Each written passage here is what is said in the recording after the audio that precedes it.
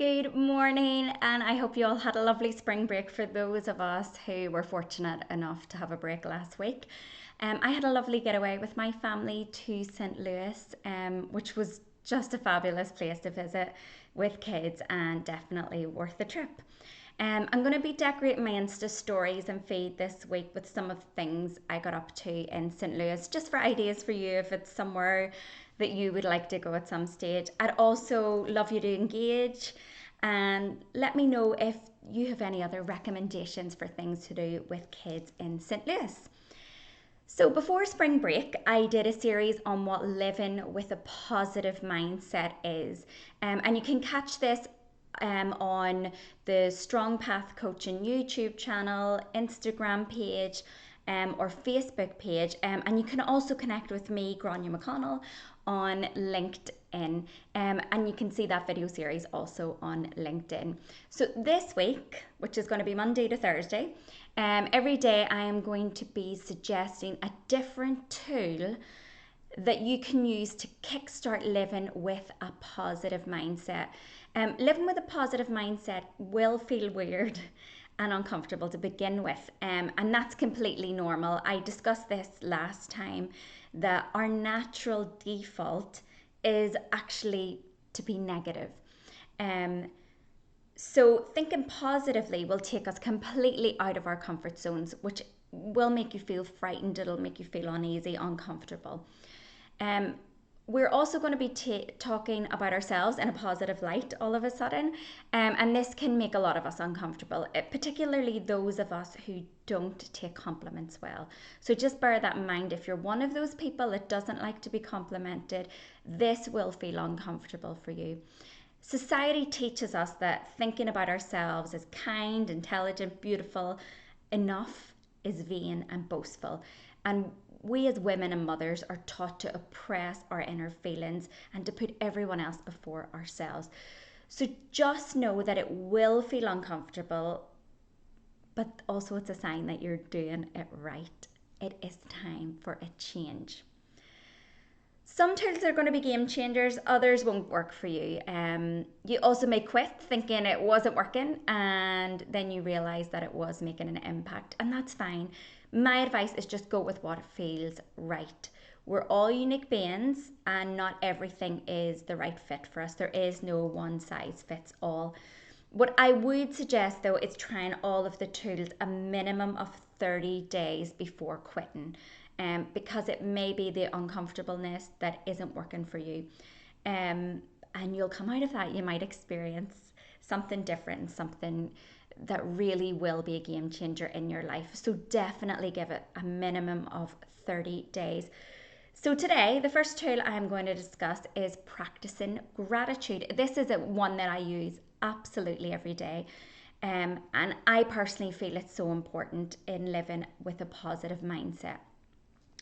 So when you see how much you already have around you, you will be much more content with what you have. Because sometimes when we're in the negative mindset, what we see is the lack of what we don't have. So this is going to change everything to let you see what you do have. Now, that does not mean you're going to become stuck in your happiness, because that's always a worry for people. It's actually going to have the opposite effect. When you realize all the beauty around you, you're also going to see all the opportunity around you, and you're going to see how much more there is out there for you. So this is actually a great tool if you are feeling stuck to become unstuck.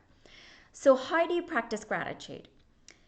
If this is something you've never done before, I would suggest starting small. So every morning, while you are doing something habitual, such as brushing your teeth or making your coffee, start your day by naming 3 things that are in your life right this minute that make you happy, okay?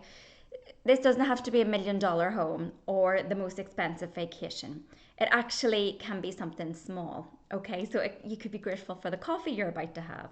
You could be grateful for the job that you have, for the home that's over your head, for your children, your partner.